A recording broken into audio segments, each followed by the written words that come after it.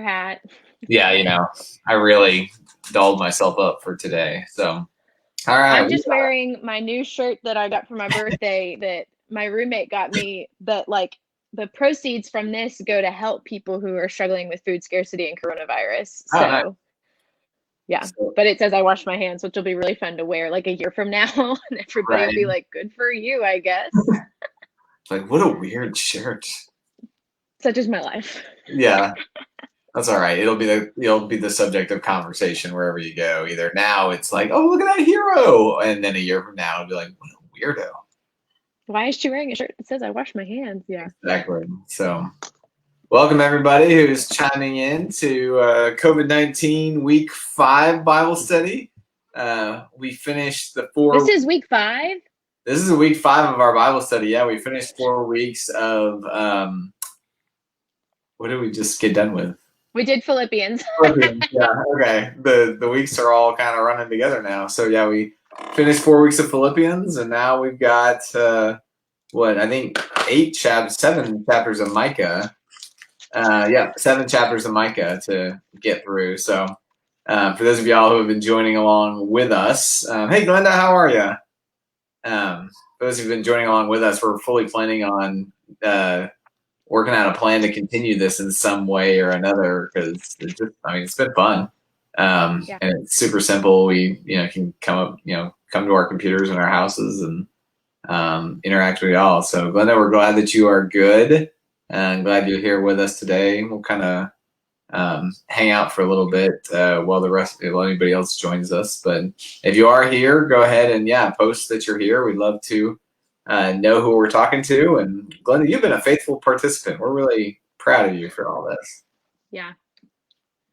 So, I actually received good news, and I don't know if I should just like blurb this out all over social media, but every week the fire chief has a call with faith leaders in the area. So I chime in to learn the latest info, and basically it's like no info but no news was good news, and that the number of cases, recovered cases, is higher than the number of active cases.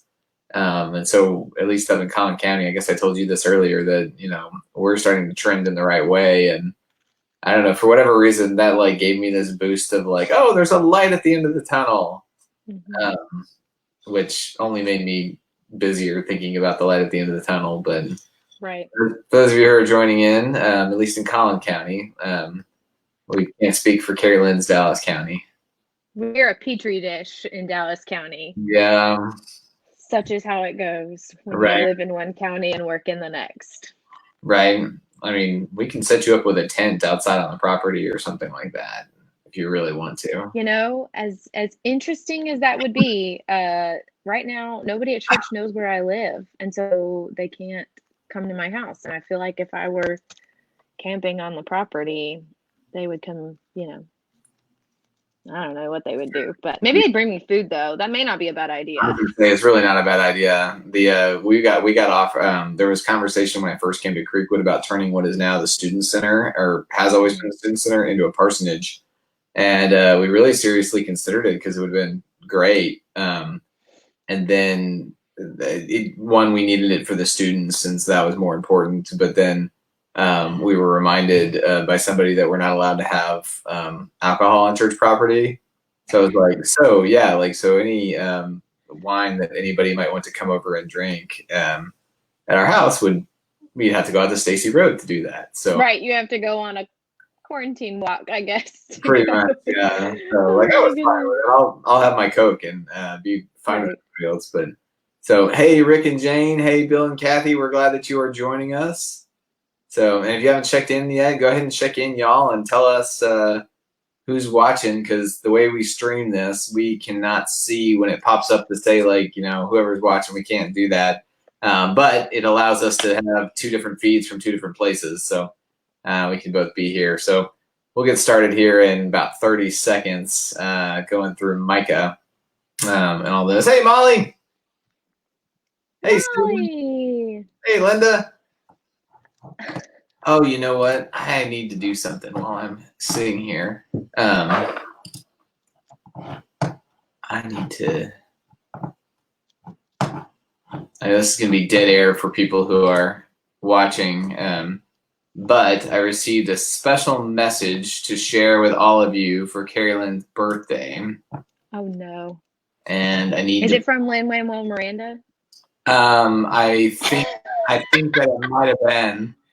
Yeah, we're gonna go live to the entire cast of Hamilton, Les Mis, and all those things. Oh my goodness. All right, here I'm gonna try and share the screen right now. See what it looks like. Oh, it's only gonna. Is it only gonna share? Trying to figure out how to do this. Okay, here, let's do this.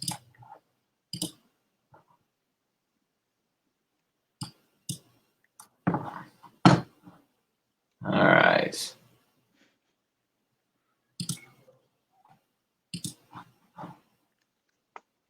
All right, tell you what, I'll work on this while we hit a roll or while you're explaining something, because I obviously didn't prepare well for this special surprise. But anyway, that's okay. Yeah, are you sure? It's really great. So anyway, for those of y'all who are here, we'll stop wasting time. We do want to wish Carrie Lynn a happy birthday. I think she turned 35 today. Just 25. I can finally drive the church vehicles, people. Congrats. So if you need a ride, call me. She is finally in church grown-up land with all of us, and doesn't realize how much of a curse that is, because now every youth trip we take, it's going to be, Carrie Lynn, you should drive us. I'm your favorite sponsor now. That's right. So, hey Jenna, hey Julie Jones, hey Randy Jones. Randy and Julie Jones got on Facebook. They commented. There Can are you believe some it? good things. Listen, they're normally texting me, so this is so great. The number, so I will take a moment. The number of people that have worked so hard to figure out technology and figure out, I mean, I'm so used to Facebook because I had to get, sorry, mom and dad, you're watching, but I had to get good grades for a whole semester to earn having Facebook. So to watch the number of people that are having to learn and being so patient and so consistent in wanting to learn Facebook, I'm just super impressed with Creekwood people figuring out technology like this. Yeah, for sure. And Brian Gallenworth, we're glad you are here with us as well. Jenna Cash has said hi to you. I hope that you are keeping safe in your medical practice and all, because we certainly want to pray with you. So, all right, now I think I got this figured out what we're going to do this. Okay. So we are going to do this Chrome tab here, and I'm going to share the screen. Can everybody see that? Oh my gosh. So Carolyn's mom sent me baby pictures to share with all of y'all in honor of her birthday. On the internet. This is going to be there for perpetuity. This is not a baby picture. I don't know what this is. This must be a senior picture thing. A little time to load. Sure, yeah. Yeah, this is support to all the seniors out there by looking at my senior picture. That's right. It was on the screen. It's taking a time to load here. This is another kid picture. So anyway, we wanted to, we'll stop sharing the screen now. Let's see. Oops, I think stop sharing the screen. So anyway, there is Kaylin's birthday present from her mother, who is blessing us with all of those. So, all right. Thanks, Carol. Let's get into it. We are going to start into Micah now that we have thoroughly embarrassed Carrie Lynn with all of this. And for some reason now I can't switch it back to our normal split screen view, but we'll roll with it. There we go. We're back. All right. So for those of you who haven't already opened up your Bibles, we're in Micah chapter 1. But we're going to go through a few overview things first, and an overview of Micah specifically, but also an overview of what it means to be reading a prophetic book. Monkey is making his appearance because it's mandatory. What it means to read a prophetic book. So if you go to the Old Testament where Micah is, there's this whole section in the Old Testament that is called, there's multiple sections. There's the Torah, which is the law, usually comes at the beginning.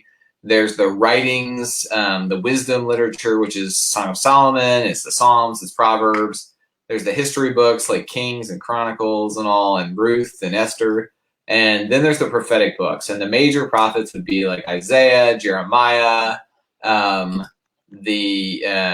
Ezekiel is another one of the major ones. And then there's a whole series called the Minor Prophets. And this is your Amos and your Hosea and your Micah and your Obadiah and your Hezekiah and Zephaniah. And I'm impressed I still remember any of those. All the ayahs. Yeah, all the ayahs that are in the house. So when you're reading these, there's been certain ways of reading these in that tend to be more of a, when they hear prophecy, they think like Harry Potter divination class, and that Mike, they tell the future, and in some ways that is true, but because they do talk about the exile to Babylon and the Assyrians coming, most of them are written around the times of some kind of conquering.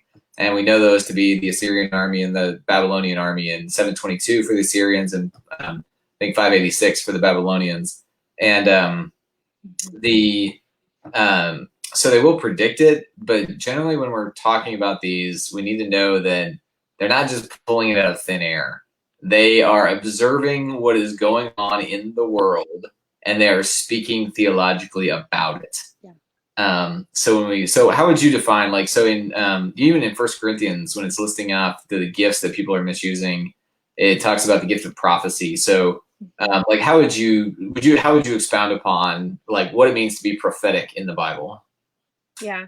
So nothing I say is original. So I'm going to quote one of my professors from seminary, because that's why we went to seminary, was to just regurgitate what our professors say.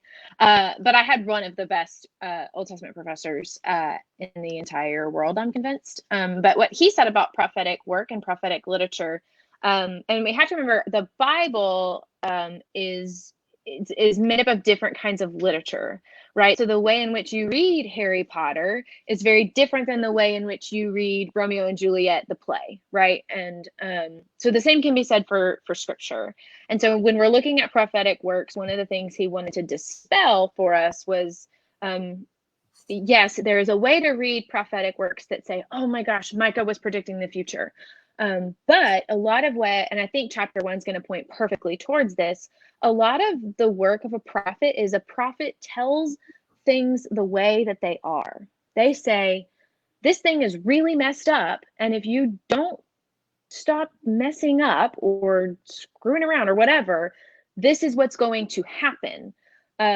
So sometimes, like, if you look at the Bible closely, like some people would argue certain prophets are wrong because what the destruction that they predict isn't totally true, but it's because the people that were doing the wrong thing or tending towards death turned to something else. So prophets, I think even like modern day prophets, like you're talking about with, like, as a spiritual gift, these are people who tell things the way that they are. And they may not have the words from God of the destruction that comes if we don't change things, but they're truth tellers and they're honest people. And that's kind of how I've come to understand prophets and prophetic work.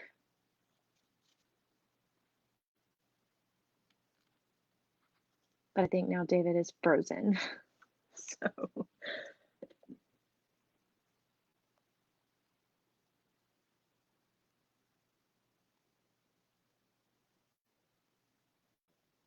Oh, I lost David. So everybody just hang on. I'm sure he'll be back at some point. I guess this is the super fun part of doing Bible study in the world of coronavirus and in the world of craziness. So hopefully he's back. Hey! Hey, I don't know what happened. The internet like just lost it, so I switched to my phone again. So I'm getting very good at filling for time. That's good. Yeah, we I don't know. We usually have pretty solid internet until I think the entire neighborhood is on it at the same time now. Right. So yeah, you totally got this. And hi, everybody who's chimed in with us. Where did you leave off? I was out for about 2 minutes, I feel like. That's okay. I just talked about wrapping up prophetic literature in the Bible and then pointing back towards what you talked about with spiritual gifts Yep. of even in the modern day, I find the prophets in my life and the prophets I've been around are people who tell things the way that they are. They're truth tellers. They're Right. not necessarily future predicting type people. And I think even like now, like in coronavirus, it's super interesting people who think they can predict the future, because we had people who thought we'd be back in our churches on Sunday Right. for Easter, and that did not happen. So it's even, I think it's so fascinating. We were in Philippians in this time of imprisonment, and now we're in Micah with a truth teller. How pertinent Scripture continues to be in the modern day, even in 2020. Yeah, absolutely. Someone once told me a prophet is somebody who speaks God's truth into the current environment. And when like in another conversation, somebody asked me, does my blood boil when I hear of pastors in Louisiana or Florida or other places that are holding like these 1,000-person worship services, when all the public health officials are saying, don't do that, like that's not really a loving action?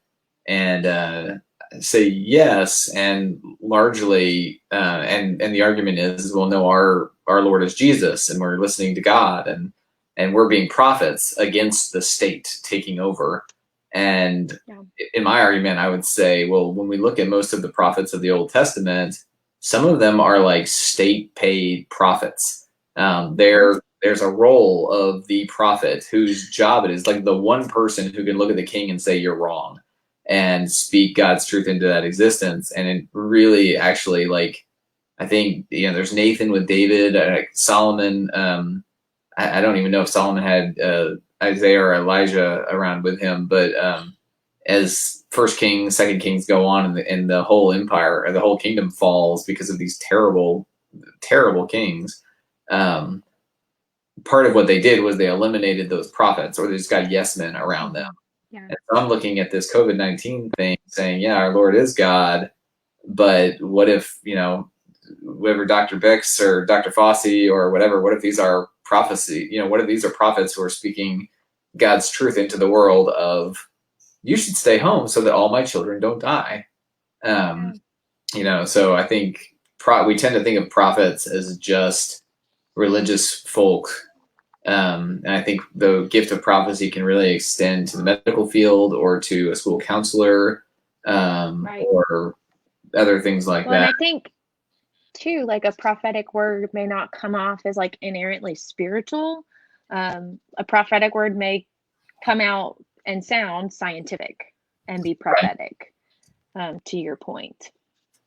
Yeah, and so I think as we're talking about prophecy, as we read in the Old Testament, not being like divination class and seeing into the future, one of the dangerous ways it's been used is, as there's always a group of people who's either looking forward to the end times or trying to predict the end times. It's some reason it seems like they're looking forward to it. I think it means like Jesus is coming and everything's gonna be great, and that's their reasoning, which is valid. But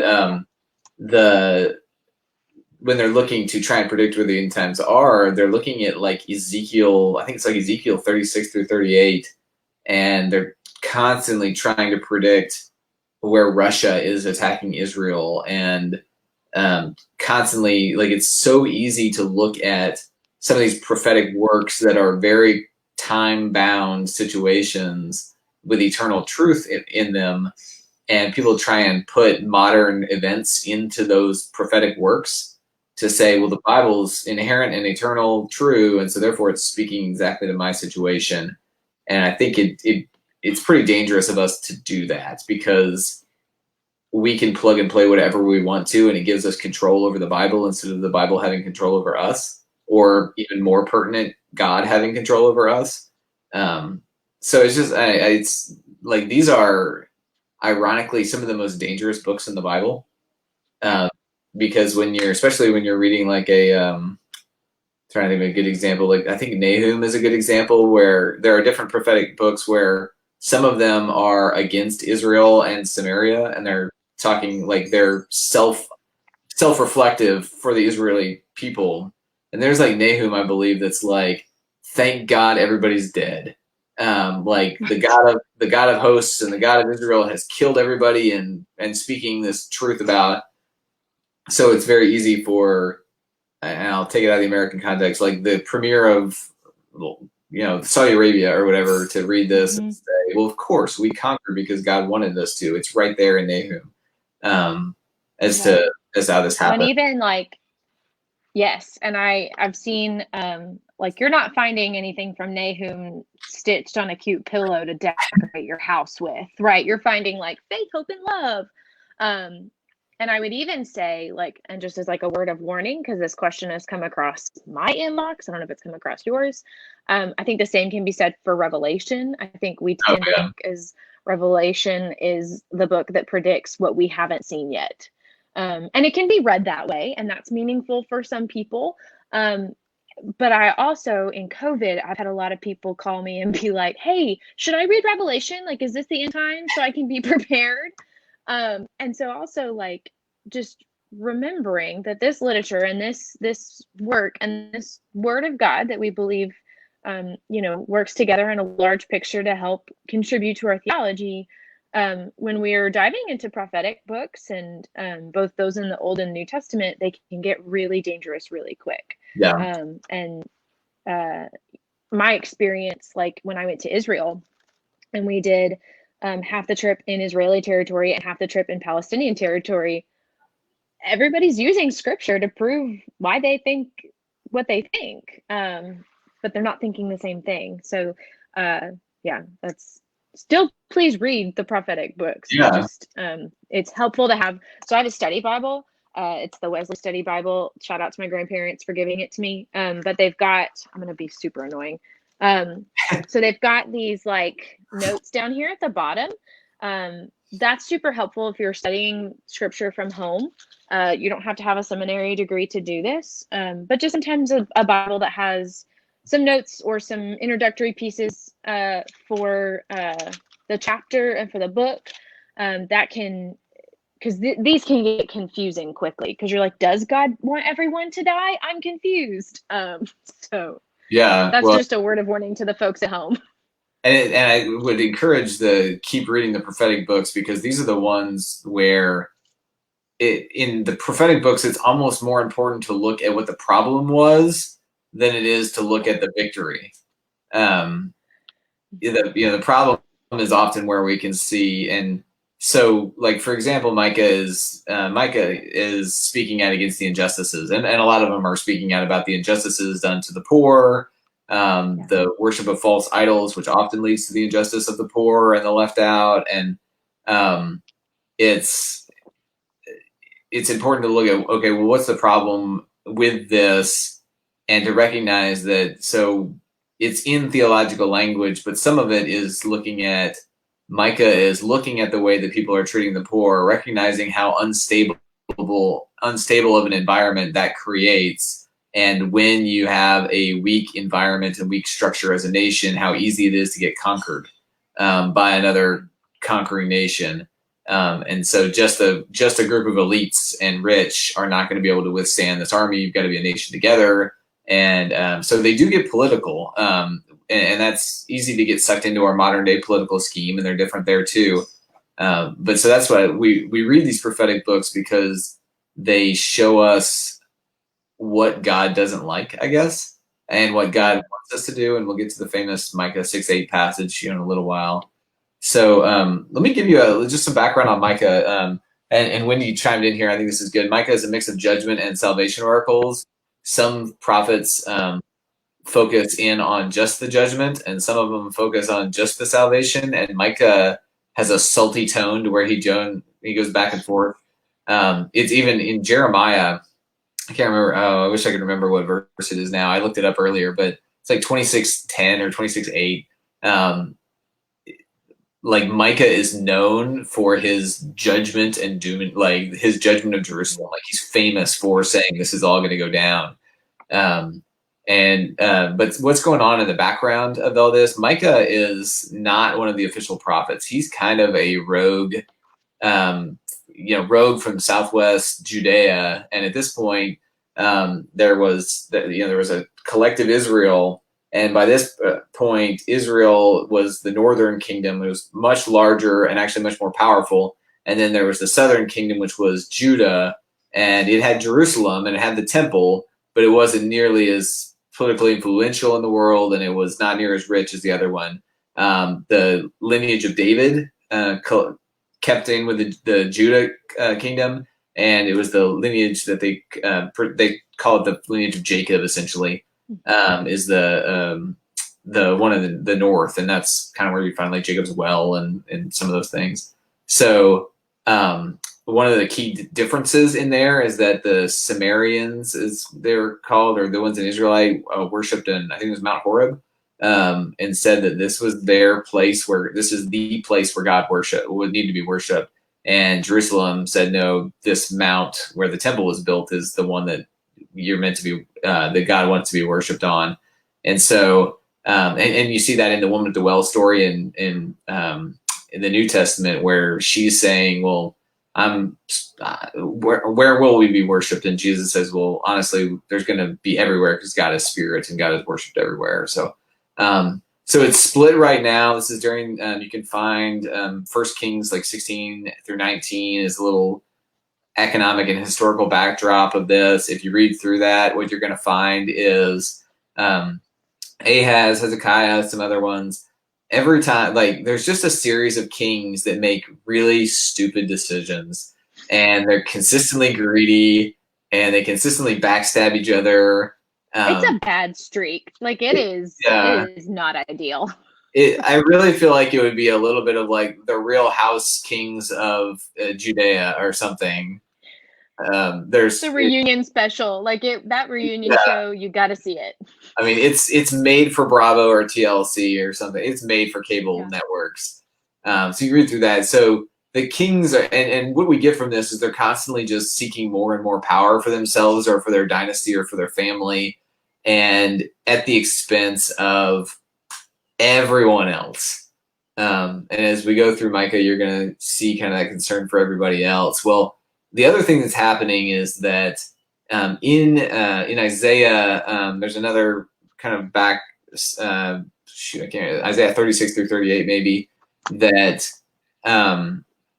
there's a backstory of the Assyrians are hard charging. They've already conquered Israel, and they're hard charging into Judah.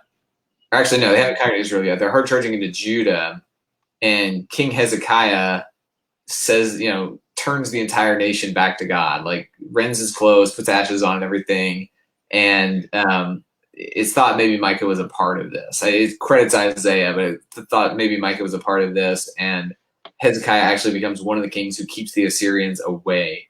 And I say that because when you were reading about the impending destruction of Jerusalem or Samaria, the two kings by the Assyrian army, this isn't like, again, Micah's not sitting at home playing his Xbox and all of a sudden God speaks to him and says, hey, this is going to happen. Micah's looking at the political landscape and saying, there is this massive army on our borders that is consistently trying to get us, and speaking theologically about why that's happening. So there's truth telling in saying we have a weak nation because we haven't lived into what God has wanted for us. There's also just looking through a theological lens of the day and saying we are being punished because of our sin, which is a different view of God that they held. And some people still hold that. I would say that if I'm speaking through a lens of Jesus, it doesn't make sense that God would punish us for our sins because Jesus got that on Good Friday. So it's inconsistent. But so we have to recognize too that some of the prophetic books like Micah are looking at world events and saying, how is God involved in this? Which is really what our upcoming series is about, sermon series is about, and why we're studying Micah here too, is how can we look at a prophetic book and see where our world might need to look a little different, so that we don't suffer the same fate, I suppose. So would you add anything else to that before we kind of get into chapter 1? Not necessarily yet. I think one thing that I would add, if I'm thinking about it, we talked about in Philippians this emphasis on koinonia and this emphasis on community. And in Philippians, it was great because they were living into this like fairly well right up until like the one conflict that we talked about last week, right? And so I think it's important to remember too that Micah is written to a community as well. It's written to a group of people. And I think just to the word that you have to say, I don't find God even before Jesus to be like wrathful and punishing. But there's a group of people who aren't living into who they're called to be. And I think I was on a call today of pastors who've said, like, this pandemic is showing the weak spots in our connection and showing the weak spots in the local church. And we're not living into who we need to be completely right now. And so maybe if that's like the subtext behind some of this that we can think about is how can we live into who we're called to be, not just as individuals, but as a group of people, right? Whether it's Creekwood members or people who live in North Texas or people who live in the United States. How do we live into who we're called to be as a group and do that well together? Yeah, I think we decided earlier we were just going to sit and bash all the things that Creekwood did wrong, right? Was that a good idea? All right. Goodness gracious. Yeah, let's not make that in the comments section. We don't do anything wrong. I this Sunday is great proof that everything goes right all the time. Oh my gosh, yes. Yeah. Oh my gosh. That was fun. What I learned about in the last 3 days, I have learned that Creekwood is full of more grace-filled people than I can count in any number based upon all the joy that was Easter worship. What we were going to ask y'all earlier, I meant to ask was, who do you see and we talked about it a little bit, and maybe not specific people, you can if you want to, but we'd love for you to comment, like, who do you find to be prophetic figures in this line of, like, who is it that just speaks God's truth into the world, who helps right the ship, if you will, not afraid. Prophetic people who have that gift are really not afraid of people not liking them. And you'll see in the Old Testament, like, nobody who is a prophet is liked.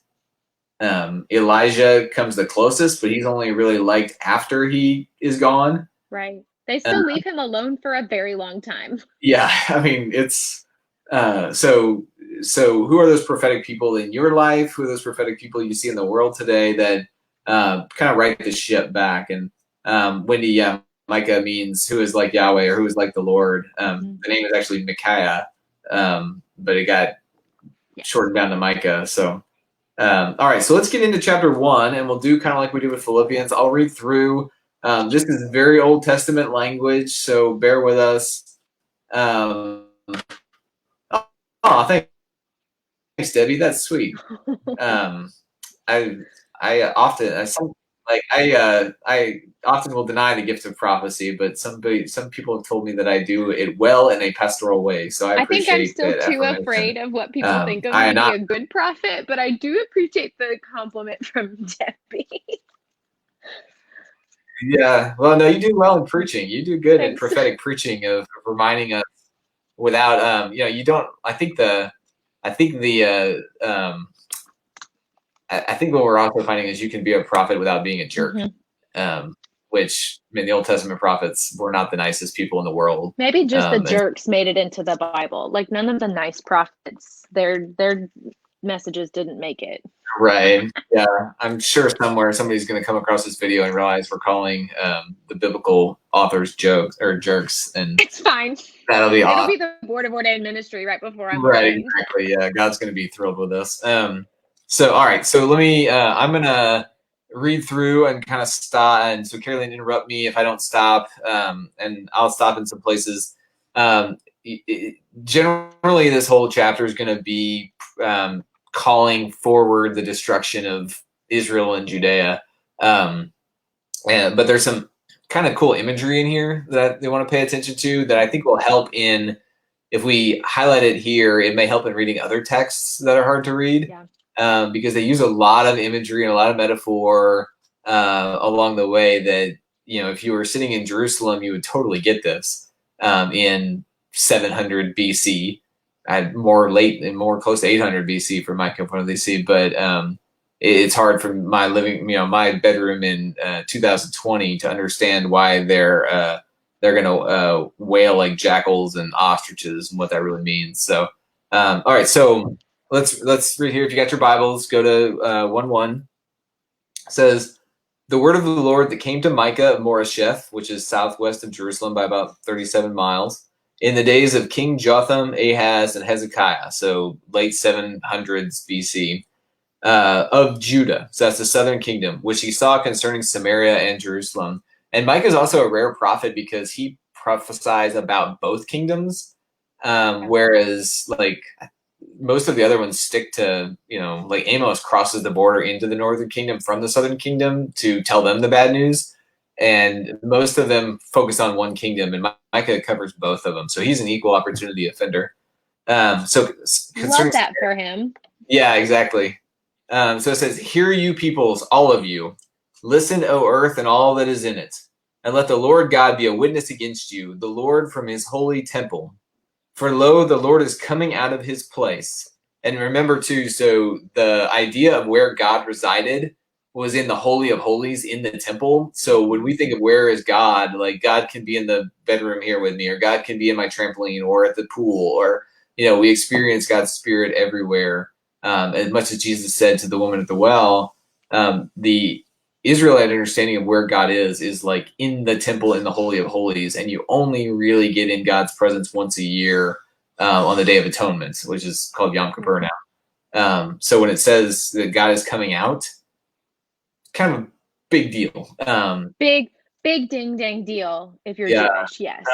And so, I mean, when you, it was also thought that God was so perfect that anybody who came into God's full presence would die, especially not being. So it's also terrifying. Yeah.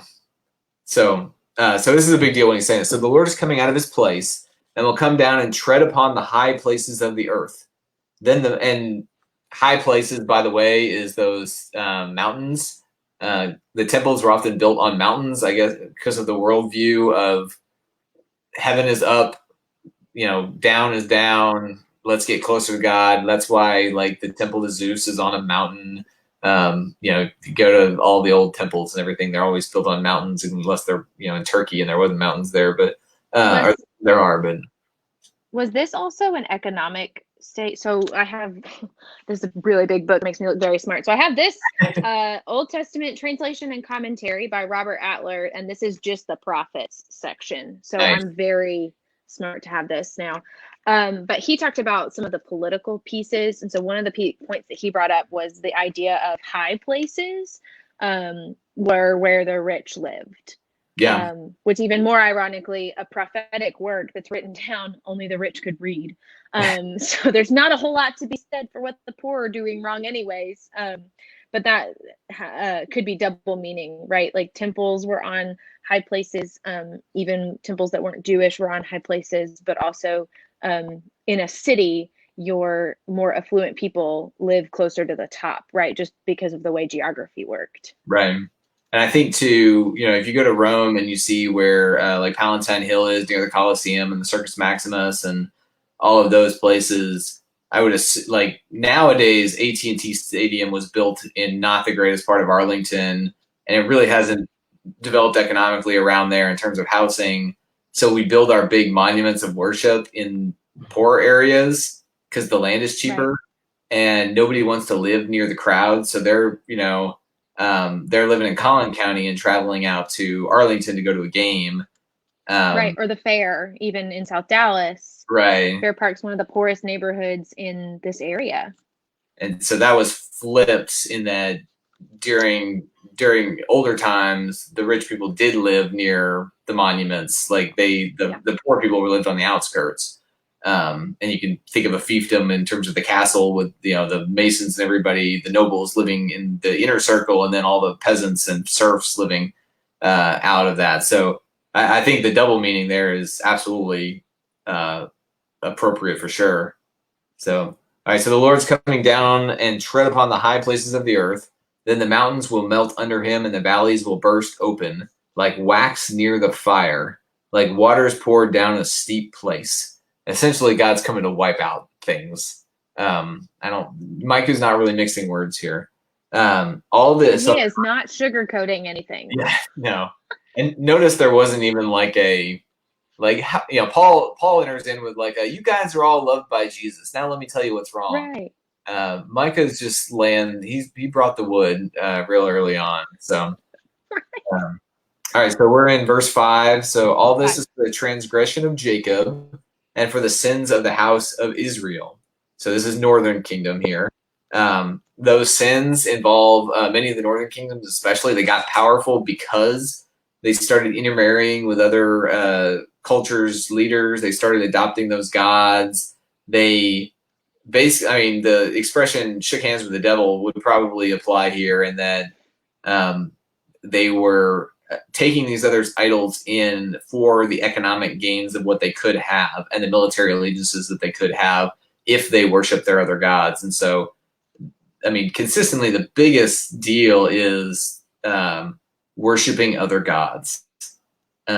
This is the biggest deal, and that leads to forgetting the society that Deuteronomy sets up, and what Israel was really supposed to be, as a city on a hill and a beacon where, every 50 years debt was relieved. There was almost no way for anybody for generational poverty to exist in the way that Deuteronomy sets it up. And here they have completely forgotten that, in their embracing of other gods, who were often gods of power, fertility, might, storm gods, things like that. So, so these are the transgressions of Jacob for the sins of the house of Israel. What is the transgression of Jacob? Is it not Samaria? And what is the high place of Judah? Is it not Jerusalem? Therefore, I will make Samaria a heap in the open country, a place for planting vineyards. And so there is, so Carrie Lynn mentioned earlier that, she didn't find pre-Jesus God to be like wrathful and destructive. And I think it's a good point to stop and say that, almost like the Noah's Ark flood story. Yahweh sounds so different than the gods surrounding him, or Yahweh of God, non-gendered God. Because there's restoration there. It's not like I'm just going to wipe you out because I'm angry. It's I'll wipe Samaria off the map because it's bad, but I'm going to plant a vineyard after that. So there's always some notion of life continuing and the covenant persisting, and and a God that, because a big trait I find of Old Testament Yahweh, which again, we're reading people's interpretations of God and what God did in that time. Right. Just a note to make. But I find very consistently throughout the Old Testament that the God that we know as creator is very consistent. Right? God creates in those creation stories in the beginning out of nothing, or out of, in the story of Adam and Eve, one of them, it talks about like Eve being created from a piece of Adam. But we find God creating in this nation of Israel and leading them through wilderness and leading them through judges and king, and like they try out all 7 models of leadership over the course of a couple hundred years. And so even in this, there's something that is mentioned about Yahweh, the creator. Mm-hmm. Even in this like horrible judgment oracle, there's still life here that's going to be created. Yeah. So while we're reading, I would love for y'all to comment in, like, what is the biggest sign of hope in the Old Testament that you see? Like, what's the biggest sign that the God of the Old Testament is the same as the God of the New Testament? Because that's certainly what I believe that. So I'd love to hear your favorite, whether it's Bible stories or just symbols or whatever. Go ahead and chime those in so we can interact with you a little bit more. So we're making Samaria a heap in the open country, verse 6. Comment while we're reading here. Place for planting vineyards. I will pour down her stones into the valley and uncover her foundations. Right, we're getting back to the core here. All her images shall be beaten to pieces, all her wages shall be burned with fire, and all her idols I will lay waste. And this is the one that got this was the second verse that got us in trouble when I was a youth minister in Atlanta, following after Hosea 1:1. But it says, "For as the wages of a prostitute she gathered them, and as the wages of a prostitute they shall again be used." Never get this verse tattooed anywhere on your body. Pretty much, yeah. Never make a cross stitch pillow. Do not get me like a cute thing for my birthday with this on it. Like, not ideal. We'll put it on your staff bio on the website or something. Or maybe we'll put it on Carrie Lynn's favorite verse. Absolutely. Yeah. So obviously, for those of you who know what a prostitute is, this is a little self-explanatory, but the wages of a prostitute, she gathered them, meaning Israel basically sold itself out from what it was meant to be to it was basically abusing its own self by doing and letting others abuse them. And we all know prostitution's kind of a sin of power, and that most of the women in prostitution don't have the power to get out of it. And so they're succumbing to other gods or succumbing to other kingdoms and at somebody else's power besides God, and they've let themselves do this. Just a funny story. I don't know if I've ever told you, but everyone else can listen. We were doing youth ministry in Atlanta, and the guy that was there when I first started volunteering while I was in seminary kind of just played football all the time and a whole lot of spiritual depth. And he left pretty early on. So then I got hired as an assistant youth director, and then they hired the full-time youth director. And we came on at the same time. They wanted more spiritual depth, and we decided that we were going to do small groups that just read through the Bible together. And we read the Gospel of John first, like you do. And once we got done, we needed a book that had 8 chapters or something. And decided that, okay, we'll flip to the Old Testament. And sure enough, the one we found first that had 8 chapters was Hosea. And neither of us totally read through it, but we just decided it's in the Bible. It's fine. So the first night, I have a 6th and 7th grade guys small group that I'm leading, and we break out Hosea. And for those of you who are not familiar with it, who are joining along with us, go look up the first chapter of Hosea, and it refers to "O you whore of Israel," which is straight out of the Bible. And it's in there. It's in the Bible. So all of these kids just got wide-eyed, and we went through the chapter, and apparently they all went home. And when the parents said, "Well, what did you talk about in youth group tonight?" they said, "Did you know the word whore is in the Bible?" And we got so many phone calls asking us to stop reading Hosea. And it was the first time that anybody had ever asked us to stop reading the Bible, because the parents didn't realize how salty the Bible is most of the time.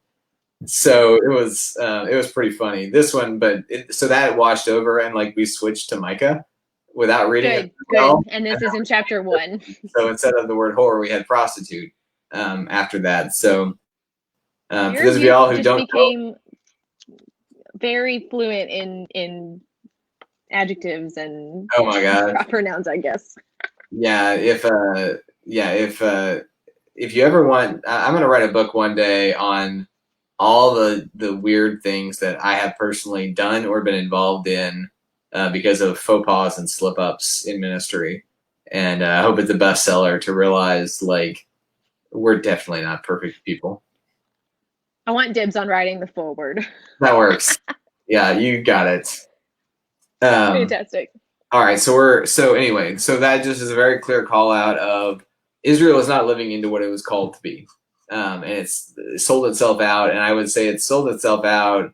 David had his sins, but he never strayed to another nation. It was Solomon who started taking all these wives and concubines and welcoming the Queen of Sheba and various other characters. So it really starts with Solomon and then continues on. And again, if you can stay awake for the drama that is 1 Kings and 2 Kings, it is nuts how I mean, granted, we don't maybe see their bright sides. They don't have any presidential libraries that we can go see both sides of things, but these guys are awful. And so Yeah. this is the way that they've kind of sold themselves out. All right, so we're going to verse 8 here of chapter Verse 1. 8.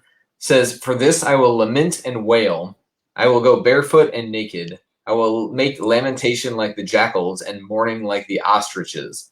So Micah here is showing his soft side here, and that he actually does care about these people. He really is going to, or he cares about the idea of Israel. He doesn't want it to just all be laid to waste. And the expression there, so barefoot and naked, I was a mourning, it's a mourning thing. Sackcloth and Yeah, ashes.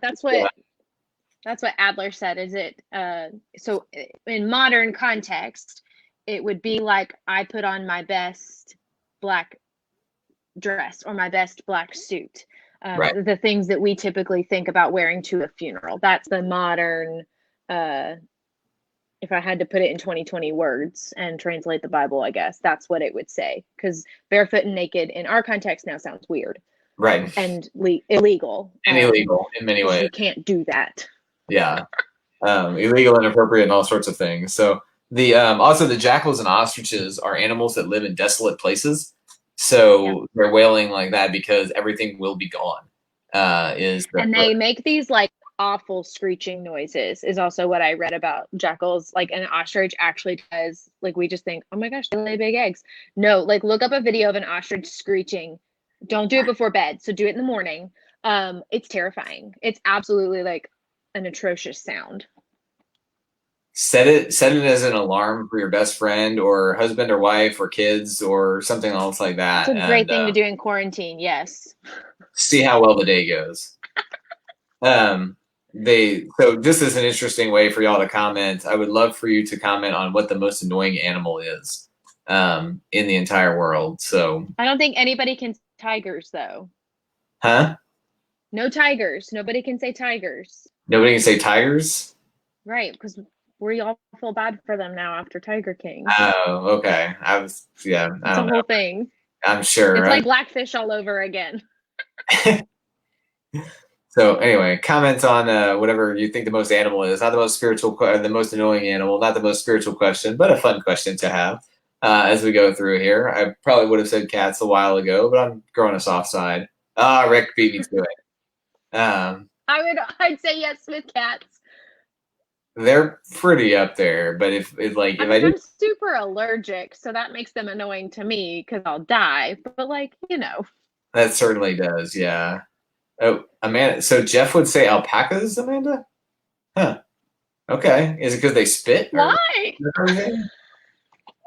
That's kind of a random one. That's not like I thought tiger was pretty random. Alpaca is a little bit more random than that.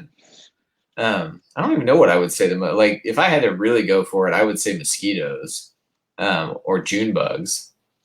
I don't know if we're including insects, then I want to change my answer. But. Yeah, that's true. I would have said when I lived in Virginia as a kid, we had a pond in our backyard, like down a hill, and there were all these toads that you'd think like, oh, it's kind of cool to have like toad sounds, but when you have riveting toads all night long, it was pretty bad. So, the sound alpacas make. Okay, yeah, that can work. I would say also a snake. Because I saw a fake snake on my walk today. Somebody decided to leave a fake snake on the Skyline Trail. I was on the phone with you actually, and I was very proud of myself for not squealing because I wasn't sure how to explain that one to you. But I would argue snakes because that's funny. I don't know. Linda Judd. Oh my goodness! Look at all of these. Yeah, Linda Judd wins with bats. We can blame the last month on a bat. So yeah. That is a time-stamped answer. Right. Yeah, Linda wins with that. Yapping blackbirds that are by the hundreds. Yes, we saw a cloud of birds the other day that was all just like hovering in one, and there must have been 400 of them. It was nuts. What are those called? Do you know? I don't know. I thought maybe they're ravens, or I don't think crows were. If you know, post it in the comments. Oh, Steve says grackles. Okay. That's a terrible name. Like, the name is annoying. Yeah, it really is. It sounds like a Lord of the Rings character.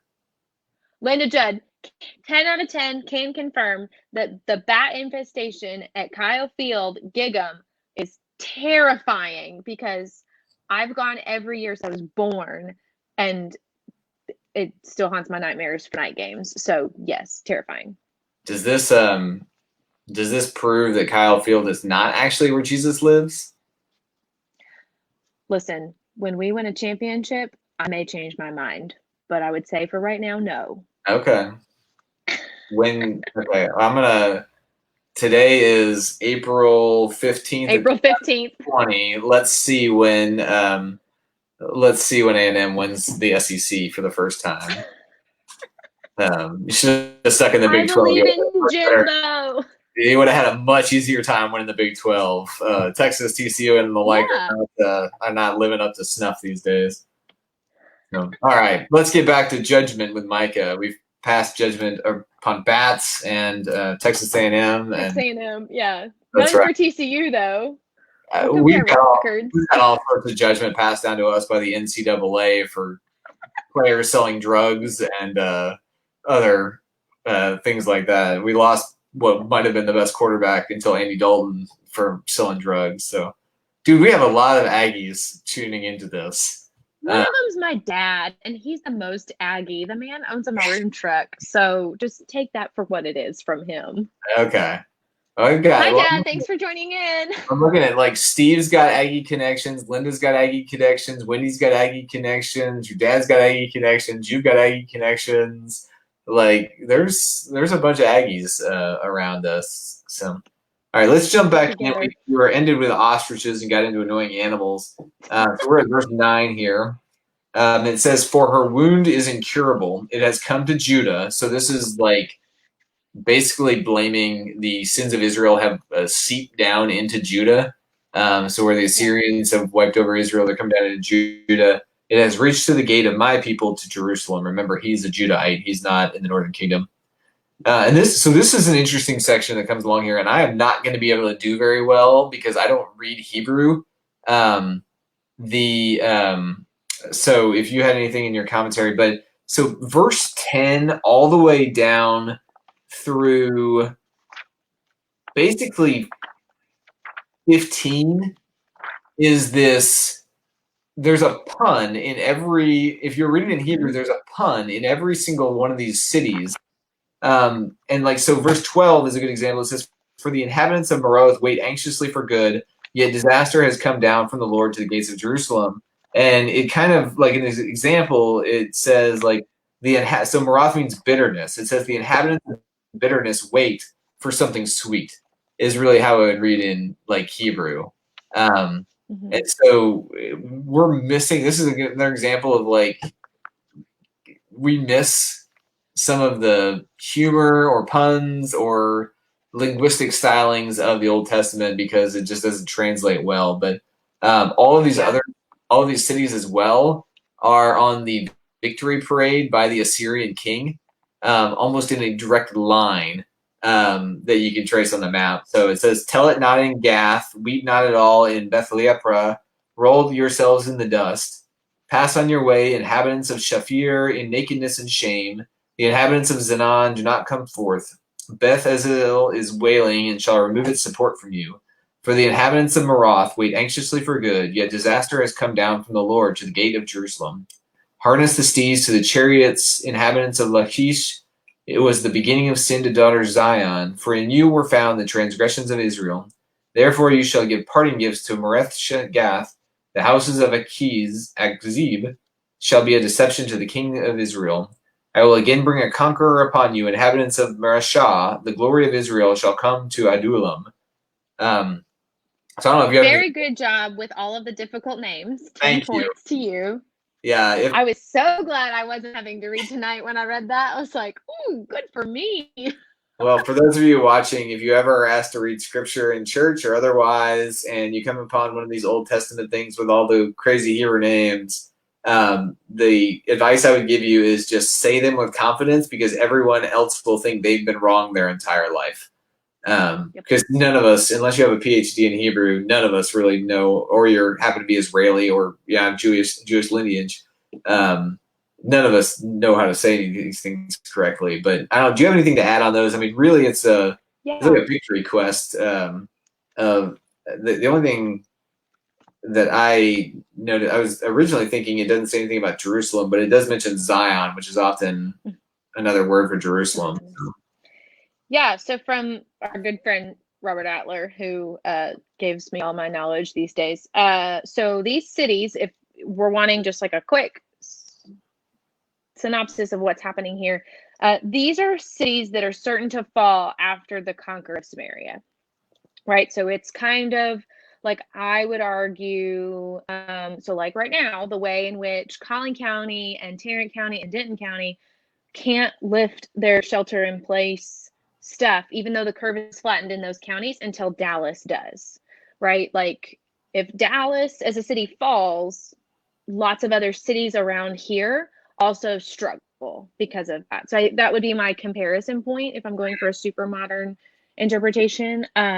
So can you tell me the last sentence of verse 11 in your translation? Does it use a male pronoun there or no? It just says, shall remove its support from you. Yeah, so in the Hebrew, that an Adler, so it's a translation that he did from the Hebrew and a commentary, which it's one brain translating and doing a commentary, which we just take that for what it is, right? It's not done in community like a lot of other commentaries that we use. But he translated that to have a male pronoun instead of it's to have he. Okay. But did not mean Yahweh, it meant the invader that's coming. So that was a note that he made. And then, okay, this is where I'm going to make a case that we really do need a sarcasm font that we need to be using when the Bible's being sarcastic, or when we are being sarcastic in emails and text messages, which I would just use that font all the time and use the regular font when I'm not being sarcastic. Like it would be like the special thing, like you go bold when you want to go bold, I would go not sarcastic. Because verse 14, when it says, therefore you shall give parting gifts. So parting gifts we think is like a going away present. This is meant to be sarcastic because they're going to go away into exile. And so their parting gifts are all of their stuff, right? Like right. You get to take with you what you can carry with you. And so parting gifts, like I wish that we could hear Micah's like almost like punkish tone behind that. So that was one thing that Adler had mentioned. Gath, that's mentioned in verse 10, is meant, if I understand correctly, to be a direct trace back to David, I think, because Saul and Jonathan are buried in Gath, I believe it's like that's the understanding at the time. So like Gath was like it's like mentioned as a place of burial of these important people at the time. So it'd be like Tel Not in DFW National Cemetery. Like the place was pointing towards what happened there based on heroes, not just, oh, it's another city. Okay. That's all I have from my commentary. I did not know that. I don't understand half of it. It's one guy translating and commentating by himself, but also a brilliant Hebrew scholar. So, right. Yeah, and Bill Bradford brings up a good point. So, the Message, if you don't know what that is Eugene Peterson was a pastor, I think, in Minnesota, and his congregation was really struggling with reading the Bible in like NIV, NRSV, King James language. So he took it all, and it's not a translation, but it's a paraphrase, is the official terminology for it, and basically made it in readable English for his congregation to actually start reading the Bible more for themselves. So you can, but it does similar things to like what the NRSV does, is it tries to make it like capture the vernacular of the day versus the literal Hebrew or Greek. So it is a helpful passage. I actually commented at lunch today that I wish I had brought my copy of the Message home so I could mark up in that. I've got it on a Bible app, but I meant to read it in. I meant to bring it into our discussion today. The other thing about, like you mentioned that they're all going into exile, and one of the things I read about Micah and this is a helpful comment, I think, for some other biblical text that we read, is Micah is very clearly written. It's even claims to be written in the time of Hezekiah, which is during the Assyrian army invasion, and the exile is the Babylonian army invasion. And there are other places in Micah we're going to read about that's going to talk about exile. So what it kind of lays to is that parts of what we're reading today might not have been part of the original text of Micah, like they could have been edited and added to because people found it. They did what Paul does, and Paul would take an Old Testament text, read it in light of his current circumstance, and use it that way as opposed to the way it was originally meant. And so they might have like gotten Micah and realized, oh, this really makes sense in light of what we're doing. This is a warning, and we need to add our experience into this as well. And so they would add a sentence or two to make it more contextual for their time, and we inherited that reimagining of their circumstance. So there are certain elements in a lot of biblical books, to be honest with you, like even Isaiah and Jeremiah are written over, I mean, decades, if not hundreds of years, to where the tone shapes, and so you can't pin down exactly where it's written or when. But so this is, when it's talking about leaving all their belongings like that, I don't think they were a threat of being exiled by the Assyrians. They were just going to come kill them or enslave them.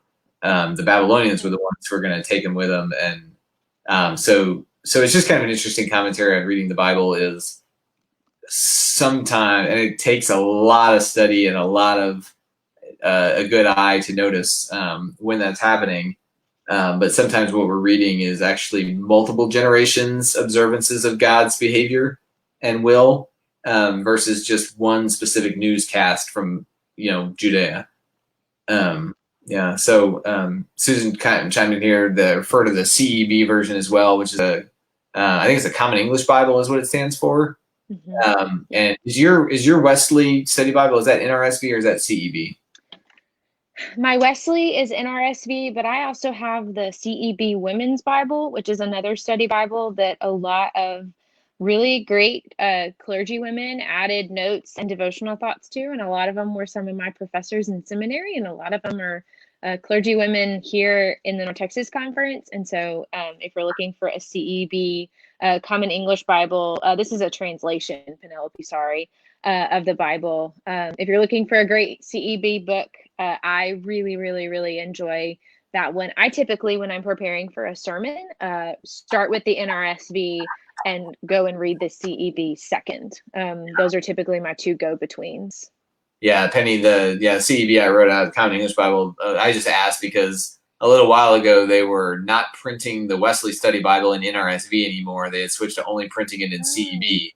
And I'm not really sure why, but this is NRSV.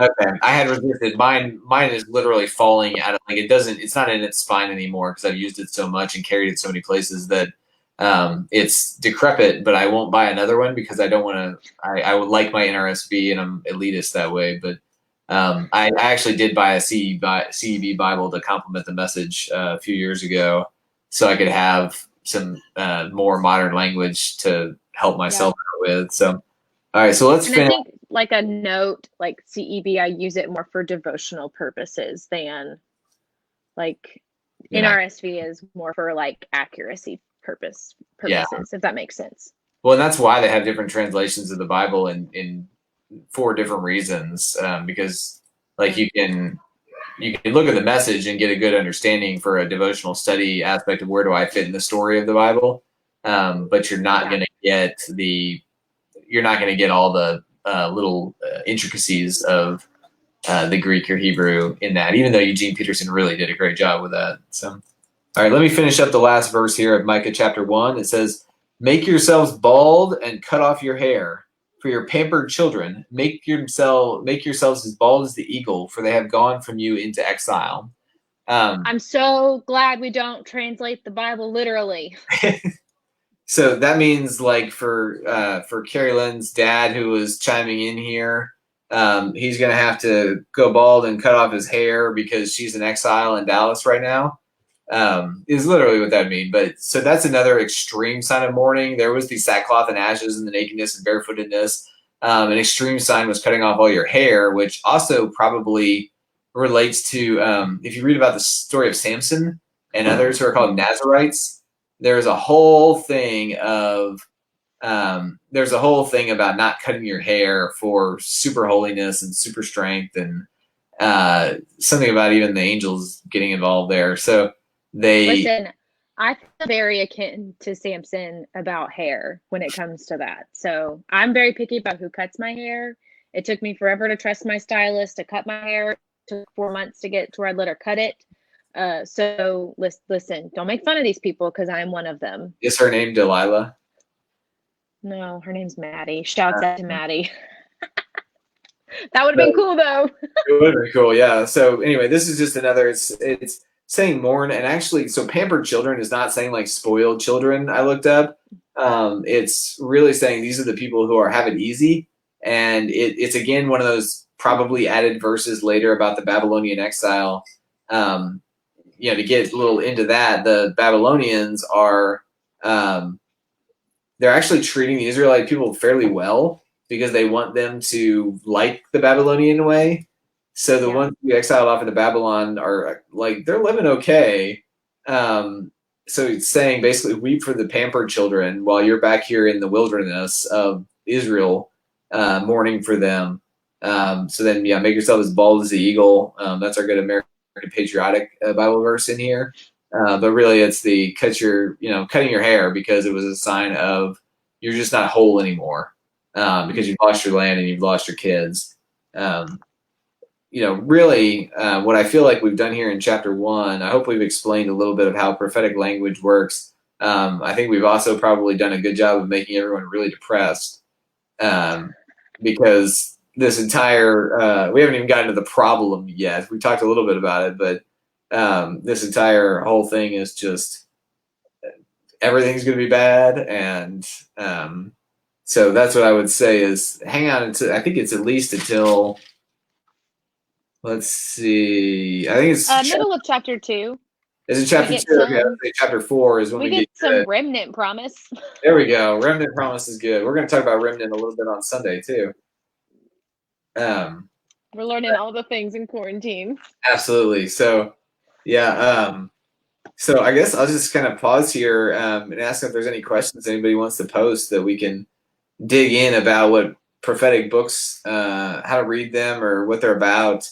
This was really an intro into the background of Micah and the sins of going on. And as we get into chapter 2 and 3 and 4, and 5 and 6 and 7, there's going to be similar themes behind it. But I also hope we'll get into a devotional sense of what it is. And I would challenge us all to ask, like, what are the ways in which we individually, we as cities, we as churches, we as states, we as countries, have sold ourselves out to other leaders and other gods over and above this world that God desires, and how we might not go into exile, if you will.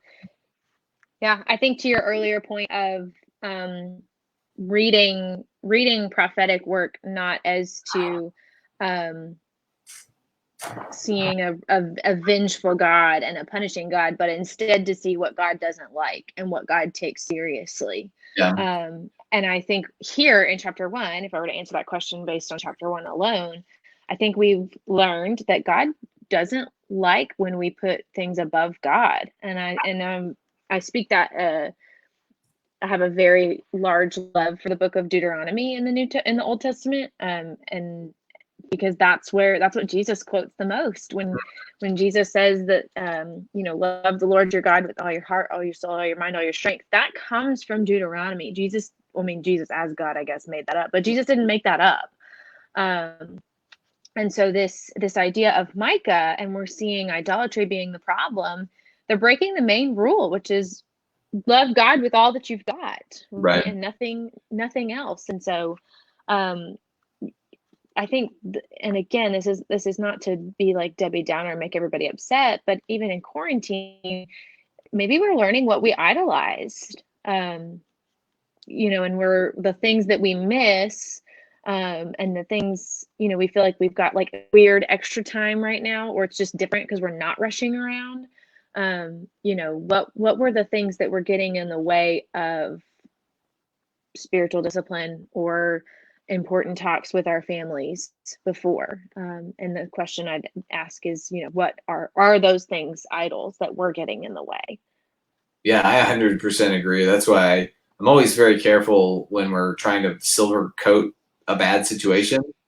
But, I do believe the verse about, God works for good in all things and can bend evil to God's will. I mean, I really do think like the exile, the entire 50 years or 80, whatever, 70 years or something they were in exile was all a big gut check. I mean, it's when most of scripture was written because it was a gut check of like, what's important to us? Is it military power and land and all this, or is it honoring the covenant of what God wanted us to be?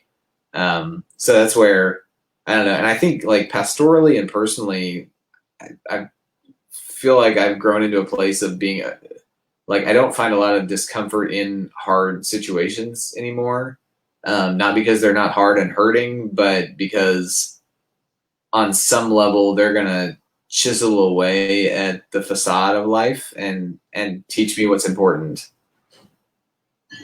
So, well, all right, y'all. I think we've hit about an hour and 16 minutes, and I know my kids are going to bed, and I'd like to read Harry Potter to one of them. So, which book is she on now? We're in the Goblet of Fire. She's rocking through. Nice. It was pretty fun. I sent. She got some Easter money from the grandparents, and she bought some Gryffindor robes to wear for school today. Oh, I got a video. Lindsay sent me a video of the girls for my birthday, and they're on the trampoline. She's wearing her Harry Potter robes. So. Oh, fun! That's awesome. It's fantastic. So her teacher loves Harry Potter. So bye, Penny. Thank you. Her teacher at 3rd grade loves Harry Potter too. So we took pictures and sent them, and I put a caption on there about Kyler's decided to go to Hogwarts next year, and now that she's got her robes instead. And so she actually made the official 3rd grade Ogle Twitter feed. Oh, look at her. Yeah. So anyway, everybody, we're so grateful you joined us this evening. Sorry for those of you who jumped on late here. You can always rewatch. The video will be on here for perpetuity, and you can see Carrie Lynn's baby pictures from earlier. Thanks to her mom, and we appreciate that, Carol. I'm sure Carrie Lynn loves that gift that you've given the world. And I mean, I was a cute baby, so I think it's fine. I mean, yeah, you got to claim it, right? You got to own it. So anyway, we're glad y'all were here with us again. We love that you were doing this with us, and we're going to be in Micah chapter 2 next week. If you want to read ahead and send in any questions or any thoughts you have that we can incorporate into our presentation, which is highly rehearsed. And we'll, I guess, see you. I heard you were talking about my robes. Oh, here you go, everybody. Hey, Tyler! Oh my gosh! Yeah, here is the famous Ginny Weasley from the Gryffindor. So you can see she is getting very proficient in magical spells and flying brooms. But I think her best. You look fabulous, Kyler. That's awesome. So I think your best subject is potions, right? Or no, care of magical creatures. Yeah, her best. That sounds about right. Yeah, she's totally on board the animal thing. So. Dad, yeah. So, are you listening? I am. Yeah, I'm gonna come read to you. Okay. So, all right, y'all. That's so on brand pastor's kid in quarantine. It's just not even funny. What'd you say? It's so on brand pastor's kid in quarantine. Oh, absolutely. Yeah, they've been pretty resident, but I think they're getting a little more comfortable. So, Penny, are you gonna wear your Hogwarts robes tomorrow? I'm gonna love it if you have some, because my kids are great to go back to Harry Potter world now that Kyler's all into it, and they both can experience it. So we may have to do that again sometime. But anyway, all right, y'all. I'm gonna go read another great book about God's love, which I think Harry Potter is. I think all 7 of them really speak to a lot of the things Jesus teaches us. So we're gonna go, and remind me if it's next week or not another week. I will tell you about how I found myself in the middle of a Harry Potter protest back in college. So we'll cover that. Maybe next week we can start off with that. But anyway, we're going to sign off. Yeah. Have a wonderful, wonderful night, everybody. And again, happy birthday, Carrie Lynn. Thanks. All right. Bye, y'all.